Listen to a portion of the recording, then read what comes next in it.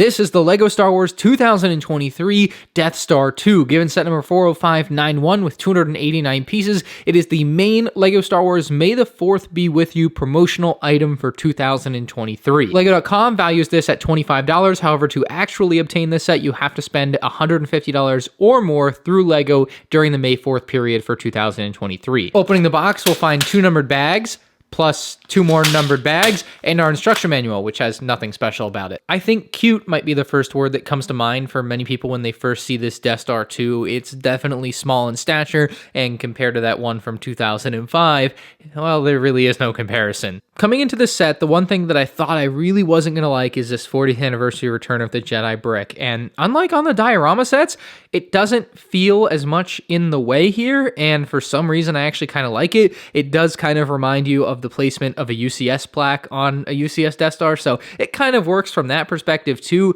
but it's a bit different in the idea that it can actually spin 360 degrees around the base, but it is one of those nice looking Return of the Jedi bricks that they've been including in these sets. Definitely fits on this Death Star. On the opposite end of the spectrum, something I really liked coming into this set, but now having built it, don't like as much as I thought I was going to, is the laser for this Death Star. And now we're working in micro scale here, so I don't necessarily blame the designers that it looks bad to me, but that doesn't mean it doesn't look bad to me. So why I don't like this is the grass stock piece is not quite even. All 3 grass pieces are a different size, and so it creates a bit of a wonky look. Like if you're looking at it from one angle, you won't notice it, but when you start looking around, it definitely becomes noticeable to me. And it's a really smart piece usage, in all fairness. It's probably the best thing they could have done. Unfortunately, the rest of the laser is different colors. So you have 4 different colors on this laser. I think people originally thought it was going to be 2 different colors, which was like kind of acceptable to me, but 4 different colors is what this laser is comprised of. We start with a foggy translucent green for the lightsaber blade piece. Then for the actual cone, it's just regular translucent green. Then for this stud, it's lime green. And then the grass piece is just regular Lego green. So we're looking at 4 different shades of green for the Death Star laser.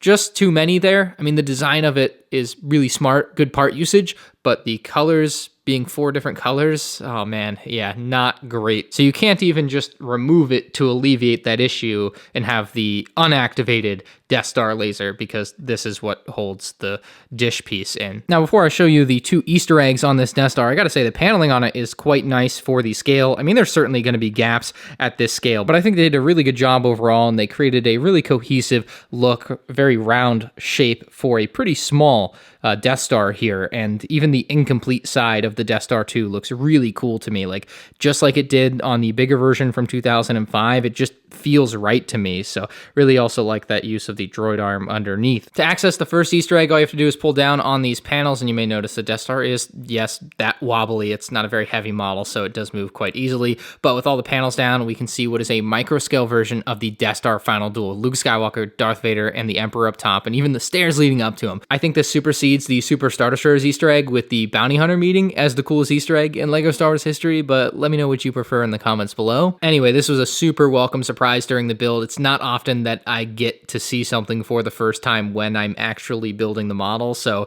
this was a welcome surprise. But if we lift that and pull away, we'll actually be able to remove this whole section. You get a better idea of how the set is built, and you can see some blue in there. That's actually supposed to be the reactor, so not something you can easily access like you can the final duel scene when the set is finished being built, but something you definitely may notice while building the blue in the core of the Death Star. Just because you gotta have a good frame of reference, here's a tennis ball next to the Death Star, and here is a softball next to the Death Star. Definitely bigger than a softball. Not bad. For both people considering getting this Death Star for May 4th, 2023, and possibly buying it on the secondary market in the future, it is a great combo with a couple other 2023 sets, being the Death Star Final Duel and the Super Star Destroyer. I mean, it's probably the most cohesive May 4th thing LEGO Star Wars has done ever. It's pretty insane to see all together. It just makes me that small bit more sad that they didn't release a full-size Death Star alongside of everything else that we're seeing here for 2023. Even without a minifigure, I still think this is an excellent offering for May 4th for LEGO Star Wars in 2023.